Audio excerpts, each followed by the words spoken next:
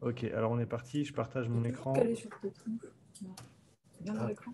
Et Il y a un on problème. commence. Attends. Ok, dites-moi quand c'est bon. Ouais, voilà. On est bon? Ouais.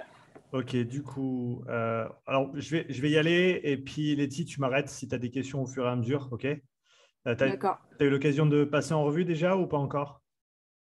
Bah, j'ai juste ouvert ma fiche et tout lu de A à Z, mais sans forcément commencer à interpréter plus que ça. Ok, super. Donc, les grands chiffres qui ressortent, 42 de VO2 max en relatif, donc millilitres par kilo par minute, ça fait 3 litres 3 en valeur absolue. Fréquence cardiaque max 187 et tu as terminé le dernier palier à 170 watts. Les grands chiffres qui ressortent au niveau des seuils, donc un premier seuil à 110 watts et un deuxième seuil à 150 watts, et avec une priorité, de mon point de vue, à mettre sur le travail de haute intensité, type VO2 max, et le travail de basse intensité en dessous de 110 watts, sur le rameur en tout cas. Au niveau des différents systèmes qu'on a passés en revue, un gros focus, à mon avis, à faire sur le côté respiratoire, autant au niveau capacité que fonction respiratoire sur le rameur. Je sais que le rameur, c'est assez particulier. Avec les coups, on est obligé de coupler notre respiration d'une manière ou d'une autre. Donc, on parlera un petit peu de ça après. Jusque-là, on est bon? Ouais. Magnifique. Du coup, système respiratoire, donc comme je vous avais dit, je cherche toujours des chiffres et bon, on a vu ça pendant la journée de test. Ça, c'est le CVF, j'appelle ça capacité pulmonaire, et le VEMS, c'est puissance expiratoire. Et pour les athlètes, j'aime bien voir des 110% en haut au-dessus. Et donc là, à mon avis, il y a potentiellement un petit peu de travail à faire au niveau capacité, si tu as le temps et l'envie, parce que c'est du travail supplémentaire à faire par rapport au reste. Ce n'est pas super chronophage, mais c'est du travail supplémentaire. Donc, à prendre en considération, on pourra en reparler après. Au niveau fonction respiratoire, là, je pense qu'il y a largement quelque chose à travailler dans le sens où ce qu'on voit, c'est que, en gros, tu peux voir à basse intensité, tu étais à 37 respirations minutes. Donc, si on divise ça par deux, tu étais à peu près à 18 coups par minute, même un petit peu en dessous au début. Et à la fin, tu étais pas loin des 30 coups par minute. Et on voit qu'en gros, tu doubles ta respiration à chaque coup. Et donc, ça, c'est une première chose qui peut être travaillée de manière assez simple. C'est que, en fait, tu vas vouloir prendre une respiration par coup, en tout cas au début. Et après, c'est clair que quand tu es à haute intensité, je dirais en dessus de ton deuxième seuil, là, il y a certainement matière à monter ta fréquence respiratoire et potentiellement respirer à 2 respirations par coup.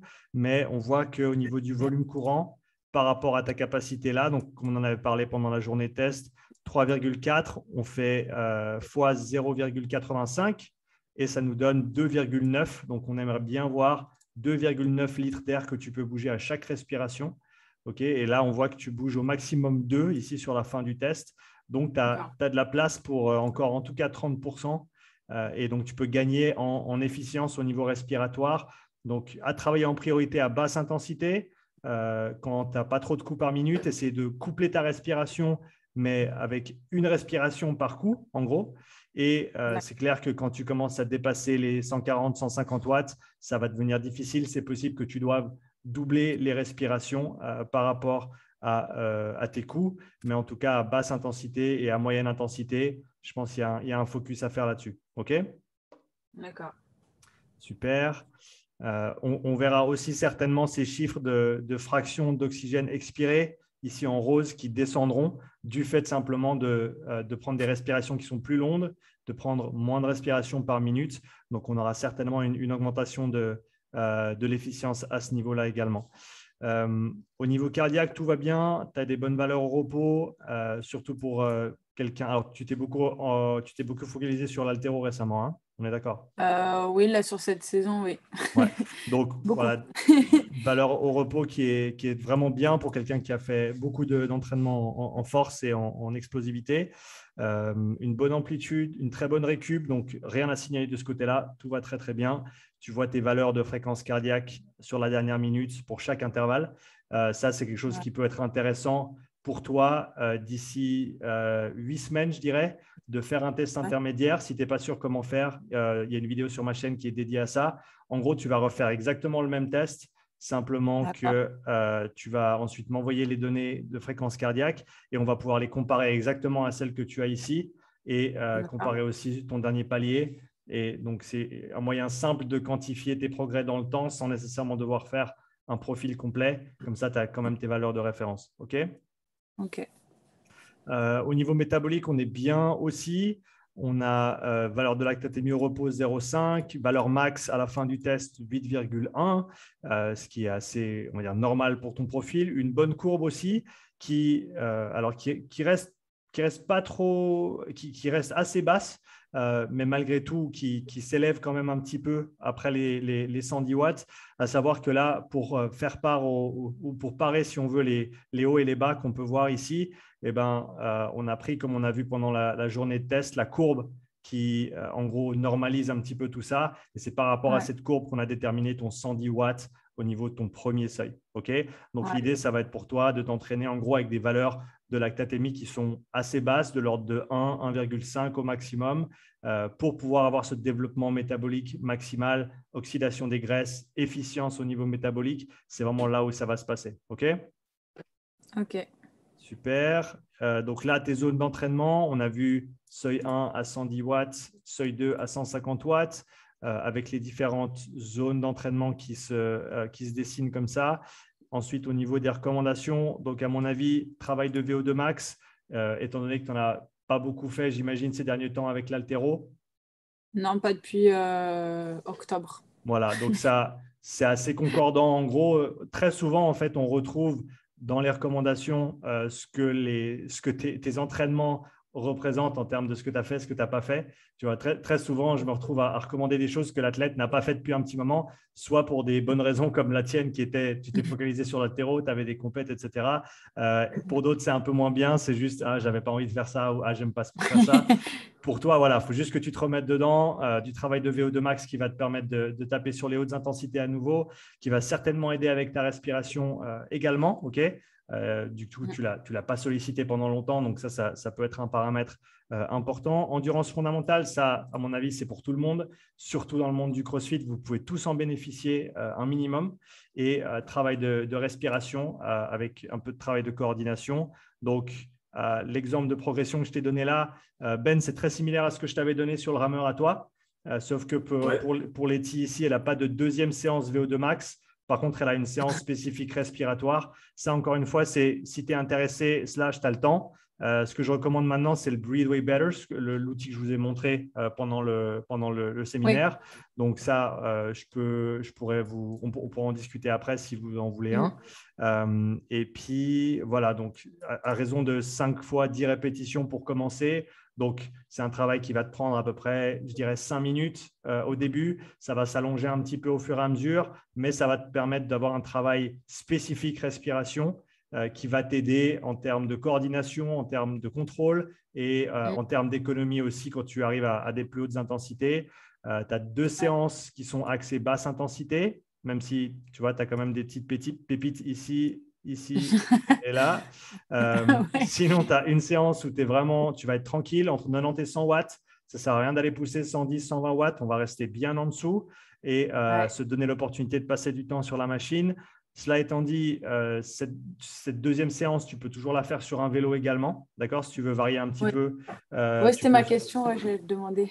Voilà, donc tout à fait. Tu peux sans autre faire ta deuxième séance sur le vélo. Je pense que d'en faire une de basse intensité sur le rameur, c'est un minimum parce que tu peux comme ça pratiquer ta coordination respiratoire. Je pense que c'est un bon exercice à basse intensité. Donc là, tu vois, si tu es à 18 ou 20 coups par minute, eh ben, tu vas respirer entre 18 ou 20 fois par minute. Donc, tu vas essayer de rester calé sur ces fréquences-là. Donc, ça, c'est un bon exercice. Et la deuxième, tu la feras au ressenti, d'accord, au niveau du vélo, vu qu'on n'a pas tes valeurs exactes pour le moment. Cela étant dit, en général, les valeurs… J'étais pas très loin quand on a fait le lendemain le test. C'était juste un palier de plus. Ouais, d'accord. Donc, au pire… sera plus un peu en dessous, moi je me cramerai pas pour rien peut-être. Tu peux sans autre être un petit peu conservatrice sur ton travail de basse intensité, ça fera jamais de mal à personne. Au contraire, ça t'économisera et ça te permettra d'être plus fraîche pour le reste de ton travail. Donc, très bonne réflexion. Et oui, j'allais dire, en général, et Ben, on le verra sur ton rapport à toi, les valeurs sont assez proches en fait au final entre le vélo et entre le vélo et le rameur. Peut-être pas Non. nécessairement les fréquences cardiaques, mais en tout cas, les pourcentages, les watts sont en général assez proches, ce qui est assez intéressant, à voir. Donc, et puis sur ton travail de VO2 max, donc il y a un petit test de 1000 mètres au début pour avoir une bonne référence, du travail en 30-15 sur les 3 premières semaines, et ensuite on augmente un petit peu les intensités de travail et on continue ici. Le petit R, c'est les coups par minute? C'est ça. R, c'est pour rate en anglais. Donc, Okay. c'est la, si tu veux, la nomenclature rameur indoor. Donc, R, ouais, c'est toujours les coups par minute. Donc, entre 32 et 34 coups par minute sur la haute intensité et entre 18 et 20 coups par minute sur le repos actif pendant 15 secondes. Donc, ça varie assez vite. Ce que je te recommande de faire pour ne pas t'embêter à bouger le… Alors, ce n'est pas pareil que sur le vélo où tu vas devoir changer la résistance à chaque fois.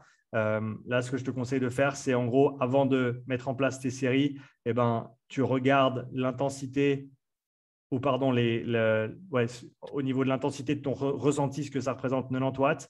Et pendant les temps de repos, tu fais juste 90 watts, mais sans nécessairement devoir voir les watts sur l'écran. Okay. Une alternative, c'est qu'il y a une vidéo sur ma chaîne qui t'explique comment utiliser l'application ErgData, ERG, ErgZone. ERG Zone. Ouais, parfait. Vous pouvez utiliser ça sans autre pour… J'utilise moi personnellement. Déjà, ok, parfait. Donc, voilà, tu pourras lui montrer. C'est assez pratique pour planifier ses séances avec tous ces intervalles.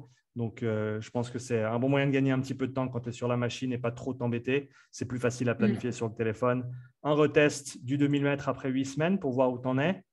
Et puis, je crois que j'ai tout dit. Donc, voilà, je te laisse enchaîner avec des questions si tu en as. Là, pour toi, attends, si tu peux remonter sur la feuille. Dis-moi où. Attends, encore plus haut. C'était dans tes recommandations. Recommandation, autant pour moi. Là? Ouais. Du coup, là où, entre guillemets, je suis vraiment le plus mauvaise, c'est la haute intensité. C'est ce que je fais le moins en ce moment-là. Ouais, c'est exactement ça. Je pense qu'il ne faut pas chercher plus loin. C'est simplement que tu n'en as pas fait depuis 6 mois. Et donc, ça se retranscrit sur ton profil de manière générale. D'accord. Et tu me disais tout à l'heure, la coordination respiratoire, quand c'est basse intensité, est-ce que je fais déjà à peu près ce qu'il faut ou pas sur basse intensité? De respirer, je respire assez ou je respire pas assez? Alors, regarde. Tu disais que j'étais sur le Alors, nombre de respirations. Quand tu as dit 37, est-ce que c'était trop faible aussi? Fallait que je fasse plus de cycles de respiration ou pas? Alors non, faut que tu fasses, de manière générale, il faut que tu fasses moins de cycles et que tu bouges plus d'air à chaque fois. Okay, d'accord, donc pareil, à haute intensité, des respirations plus longues et plus profondes sur les deux. Alors, la seule chose qui devient difficile à haute intensité en rameur, c'est que pour produire de la force, tu es obligé de bresser, tu sais. Et donc, tu n'as pas vraiment le choix, tu es obligé de coupler ta respiration au nombre de coups que tu fais. Et très souvent, à moins que tu aies une grosse capacité respiratoire, à très haute intensité, 30 respirations minutes, parce qu'on va dire en général à haute intensité en rameur, tu vas être peut-être autour des 30 coups par minute, peut-être 32, 34, 36 si tu es très à l'aise sur la machine, mais en général, c'est un petit peu plus bas. Le plus haut, c'est plutôt 32 que 34 ou 36 que je fais. Voilà, exactement. Donc, dis-toi, 30 respirations minutes à très haute intensité, certaines personnes arrivent à le tenir, mais pour la plupart des gens, ça va être un petit peu limite. Donc, c'est quelque chose que tu peux certainement pratiquer, tu peux essayer de le mettre en place, mais je pense que tu risques d'être limité assez rapidement et tu vas être obligé de doubler en fait tes respirations. Donc, à haute intensité, ça ne me surprendrait pas de te voir dans ces 50-60 respirations minutes parce que tu es obligé de simplement respirer plus, mais à basse intensité et à intensité moyenne, en gros, jusqu'à 130 watts, 130, 140 watts, tu devrais pouvoir respirer une respiration par coup. Donc, entre, on va dire, 18 et 25 ou 26 respirations minutes. Mais essayer d'éviter de doubler tes respirations quand tu es à basse ou à moyenne intensité. D'accord. Et par exemple, si je le fais sur vélo, ouais. Alors là, ce que tu fais… J'essaye de viser dans la haute intensité. Il faut essayer de viser combien de respirations minutes du coup? Alors, moi, je réfléchirais dans l'autre sens. Ce que tu veux, c'est toujours maximiser ton volume respiratoire et ensuite utiliser la fréquence qui te convient pour cette intensité-là. D'accord? À mon avis, il y a plusieurs avantages à maximiser le volume respiratoire, notamment réduire l'espace mort. Donc, au niveau de l'économie, ça va être mieux. Meilleure surface d'échange, comme on en a parlé, au niveau pulmonaire. Donc, et ensuite, un peu plus de rétention de CO2 qui va te permettre d'avoir une meilleure efficience au niveau métabolique. Donc, je te dirais, commence avec le volume, essaye de respirer, de prendre des grandes respirations à chaque fois, qui soient, on va dire, correctes ou optimales au niveau mécanique. Hein. Commence pas à respirer avec tes épaules, ça on en a parlé un petit peu aussi. N'hésite pas d'ailleurs à m'envoyer une vidéo si tu n'es pas sûr. Par exemple, quand tu es sur le vélo, envoie-moi une vidéo si tu n'es pas sûr comment respirer et je peux te donner deux, trois points de référence. Mais en gros, maximise le volume et ensuite la fréquence, en gros, elle va suivre selon ce dont tu as besoin pour cette intensité-là. D'accord. OK. OK?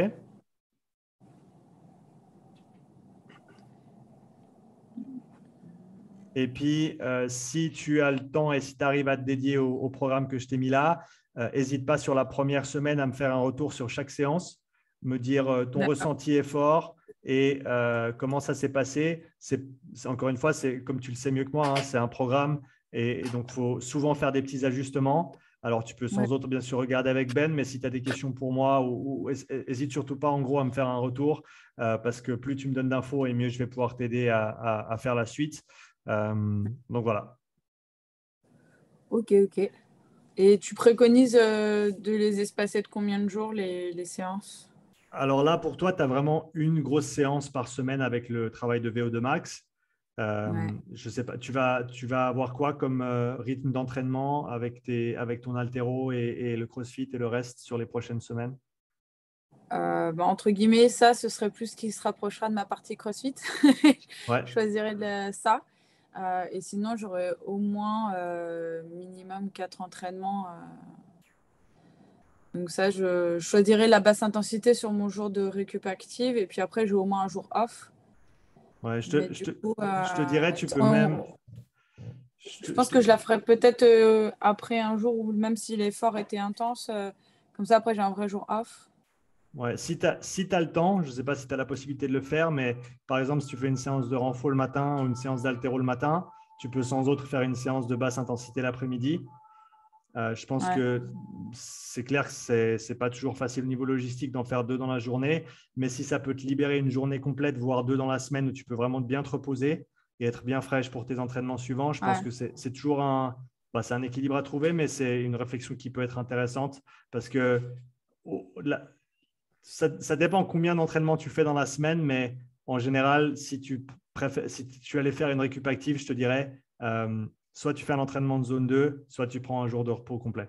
Et donc, quitte à choisir, essaye de condenser ton travail sur un certain nombre de jours pour avoir des vrais jours de repos complet où ton corps il peut vraiment bien se reposer. Ou alors, oui, faire une séance de zone 2, ça ne gêne pas tant qu'elle est bien calibrée, que tu respectes bien l'intensité et que tu en ressors avec un ressenti de 3, peut-être 4 sur 10, mais pas plus. Ok. Ça joue? Ok. Ouais. Ok, bon. Magnifique. Ben, on passe sur le tien? Ouais, c'est parti. Okay. Super. Donc, des valeurs de VO2 très proches de celles du vélo. Ok. Ouais. Fréquence cardiaque max à 188. Tu étais monté plus haut sur le rameur, 190 quelques. Ouais, j'étais monté à 194. Ouais. 235 watts sur le dernier palier. Tu avais bien donné. Ouais, comme au rameur. Voilà, exactement. Et donc là, premier seuil à 140 watts, deuxième seuil à 200 watts et une VO2 max, comme on l'a dit, à 4,4 litres. Priorité pour toi ici, basse intensité et VO2 max en deuxième lieu. OK. Système physiologique, donc ce qui ressort, c'est métabolique à travailler en priorité, donc d'où le 140 watts. Mais ça, on en avait parlé également. Tu as été très focus sur l'haltéro récemment, très peu, voire pas du tout de cardio. Et donc ça se voit dans ton profil. Donc voilà, c'est logique, on va dire, que tu doives commencer par ça. À savoir que c'est aussi un développement qui, sur les années qui viennent, va toujours porter ses fruits. Donc c'est, à mon avis, pour un crossfitter, alors pour un haltérophile pur et dur, un petit peu moins, mais si tu vas faire un petit peu les deux, de temps en temps haltéro, de temps en temps crossfit, je pense que garder un fil de zone 2 au cours de l'année, simplement pour maintenir quand même ces qualités-là. Ça va t'aider dans tous les départements, surtout sur la durée, sur les années qui viennent. Au niveau capacité, donc, on a des valeurs qui sont légèrement en dessous des 110, comme je l'avais mentionné, que j'aime voir chez les athlètes.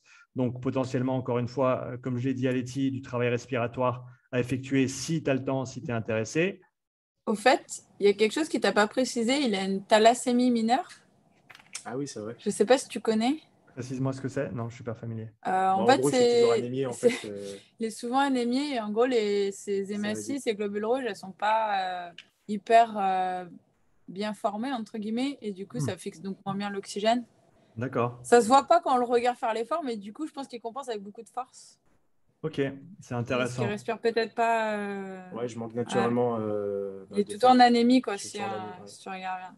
Ok, tu as pu regarder avec, est-ce qu'il y a quelque chose qui est faisable au niveau nutrition, intervention au niveau Ouais, nutrition? j'essaie de. Par exemple, Ouais. je consomme beaucoup de spiruline, des choses comme ça, des plantes Ouais, qui me rapportent un minimum du fer, voilà, pour le transport, l'oxygène, ouais. pour les globules Mm. rouges, tout ça. Du coup, Tu fais voilà, des j'essaie de contrôles bien complémenter. périodiques au niveau sanguin? Ah, là, ces temps-ci, non. Pas du tout. Là, j'ai pas fait ces temps-ci, mais je devrais, là. Ok. Pour voir justement ouais, mon taux, ce serait intéressant. Ouais. Ouais, je pense Ça que date d'il y a 10 ans. Mais c'est vrai, ça, j'ai oublié. Ça date d'il y a 10 ans, cette J'avais oublié de info. te dire ça, Sean. C'est vrai que ça. Après, bon, j'ai toujours. Bon, c'est quelque chose d'héréditaire hein, que j'ai toujours eu depuis ma naissance. Du coup, je fais avec, quoi. ouais, ok, d'accord. Mais je pense que de manière générale, voilà, surtout pour quelqu'un qui s'entraîne beaucoup, ce serait intéressant d'avoir un suivi, même si c'est périodique, pour voir l'évolution, pour voir si une intervention au niveau nutrition change quelque chose. Parce que c'est clair que transporter l'oxygène, c'est un peu le nerf de la guerre, comme on en a parlé. Donc, si on peut améliorer même un tout petit peu ça, ça peut être pas mal. C'est possible que… Alors là, directement, on ne le voit pas nécessairement se manifester. Mais c'est toujours bon, c'est toujours bon à savoir. Et puis voilà, je te dirais juste, essaye de faire un check de temps en temps, ça peut être pas mal. Ouais. Ok, fréquence respiratoire, bien. Je pense que, alors à haute intensité, la raison pour laquelle je t'ai mis un B, c'est que tu peux voir que, alors j'aurais même pu te mettre un B sur le volume plutôt. Si tu regardes, tu arrives à des valeurs qui sont hautes, hein, qui sont même au-delà de l'optimal que moi j'avais noté ici en milieu de test, mais on voit une baisse après sur les plus hautes intensités. Ok, donc pour toi, le travail, ça va être essayer de maintenir ce volume maximal, même à haute intensité. Ça veut dire que tu ne vas pas nécessairement couper en deux la fréquence, mais voilà, au lieu d'être à 48, tu vas peut-être être à 40. Par contre, au lieu de 3 litres, tu vas bouger 3 litres 1, 2 ou 3. Tu vois ce que je veux dire? Ouais. Donc, ça, c'est un travail qui se fait sur le long terme. En gros, quand tu es à haute intensité, et parce qu'il faut au début, bien sûr, beaucoup y penser pour pouvoir travailler dessus et te focaliser dessus. Donc, si tu es dans une compète, par exemple, ce n'est pas le bon moment pour commencer à y penser. Mais voilà, tu es sur un entraînement sur le rameur ou sur le vélo et tu n'as vraiment, entre guillemets, que ça à faire. Tu peux vraiment te focaliser sur je maximise mon volume, comme je disais à Letty avant, et la fréquence, elle fait ce qu'elle doit faire, mais je vais ne pas perdre le volume. C'est en gros la priorité numéro 1 quand tu respires. OK? Ok. Autrement, là, on est bien. Vasculaire, cardiovasculaire, on est bien également avec tes valeurs de fréquence cardiaque. Comme j'ai dit à Letty également, d'ici après 8 semaines, si tu fais l'entraînement, on avait parlé focus rameur, hein, mais donc là, je t'ai mis un petit complément vélo. Après 8 semaines ou 12 semaines, fais le test intermédiaire sur le rameur et sur le vélo parce que les deux auront certainement bougé. Et donc, ça peut être intéressant de voir la courbe cardiaque, comme je l'ai mentionné avant, pour ces différents intervalles. OK. Au niveau métabolique, on est bien aussi. Un bon développement de manière générale. 1,3 en lactate hémi-repos et 12,8 en valeur max. Donc là, c'est là où, et ce n'est pas nécessairement la manière la plus précise de le faire. Si on avait les échanges gazeux avec le CO2, on pourrait être un peu plus précis au niveau oxydation des graisses et on va dire t'informer au niveau de l'oxydation des substrats.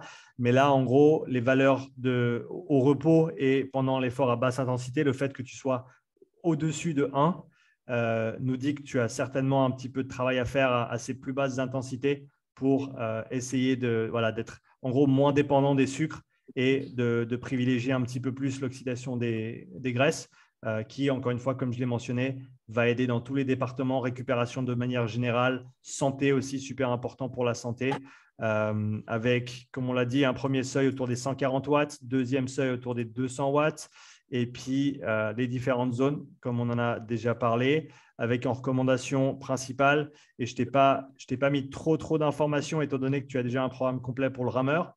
Donc ça, ce serait plus en complément ou alors substituer certaines séances. En gros, tu vas pouvoir intervertir le rameur et le vélo selon… Je peux switcher un coup rameur, un coup bike.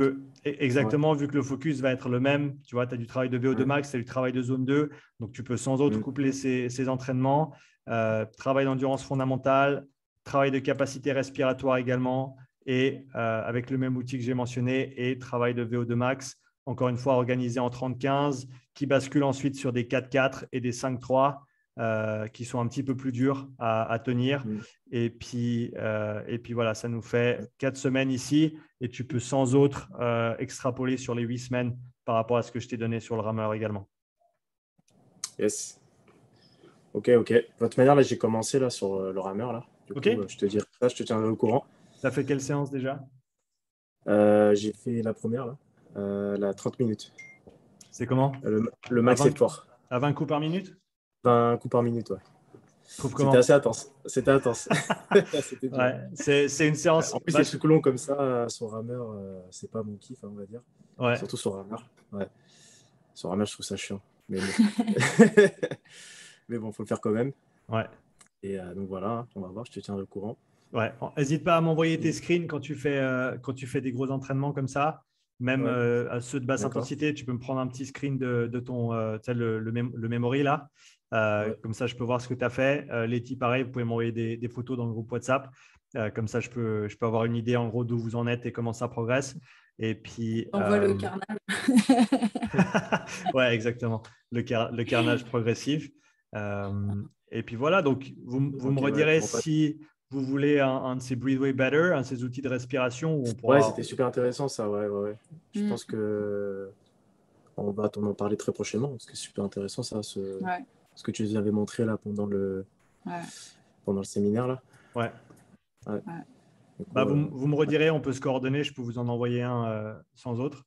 Et puis on regardera à ce moment-là pour les entraînements, ce que je dis toujours, parce qu'il n'y a pas énormément de ressources en ligne à ce sujet pour l'instant. Ce sera le sujet de ma prochaine formation sur le système respiratoire. Mais en gros, si vous l'utilisez, l'idée, ce sera vous m'enverrez des vidéos, je vous enverrai du feedback et je vous dirai exactement quoi faire. Ouais, ok, super. Ouais. Et en plus, ça peut se comprendre, tu as parlé, tu nous as montré là, mon taux de lactatémie là. Ça peut s'expliquer pourquoi j'aime faire des efforts plutôt courts et intenses et moins dans le long. Et en plus, c'est ce que je kiffe le plus. Et ce que je kiffe le moins, les efforts longs. Du coup, je pense que l'état d'esprit est vraiment en corrélation avec notre physio. Oui, très, très souvent. Comme je te disais avant, on a tous nos forces et nos faiblesses de par nos profils individuels. On a tous nos forces et nos faiblesses de par ce qu'on aime faire et ce qu'on n'aime pas faire. Voilà. C'est ça, il faut que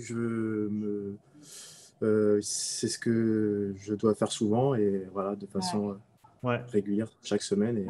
Et dis-toi que je pense un moyen assez simple au niveau mindset de se motiver pour ce genre de travail, c'est de se dire que, en gros, le meilleur stimuli, c'est celui que tu n'as jamais eu ou que tu n'as pas eu depuis très longtemps.